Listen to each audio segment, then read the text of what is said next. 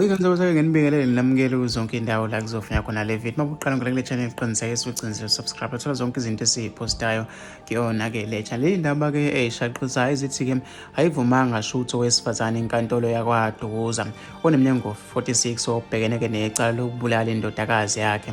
Uveluleke izolo walivuma ke icala ethi ke ingane yakhe ena4 yamcika ke ngokungafuni ukuya ke crash ithi ke kubhlungu umphimbo iqamba manga waseke dinwa wafaka kamanzi agcwala ke ebhakedeni waseke eyibopha izandla ngesalothape waseke eyifaka ngekhanda ke ebhakedeni eyibambe ngemlenze yaze yathulwa ke emva kwa 20 minutes. Icala ke lihlehlele umhla ka16 kuApril khona ke ezogwetshwa. Kanti abantu baphawule kanje ke enkundleni zokuxhumana nangomunye ethi bafowethu ngizolokhu ngishila abantu ke abathandaza ekseni semini ntambama ebusuku nasentathakusa konakele. Nangomunye uthi kuzothiwa ke akayocheckwa ke ingqondo bedlala umuntu onengqondo ke ephilesa. Ngifisa ukuthi ngizuvolo lwakho nombono wakho ukuthi wena ucabangani ke ngalolu daba noma ke ngalomzali ke onesihluku esithi asibe sibi kangaka.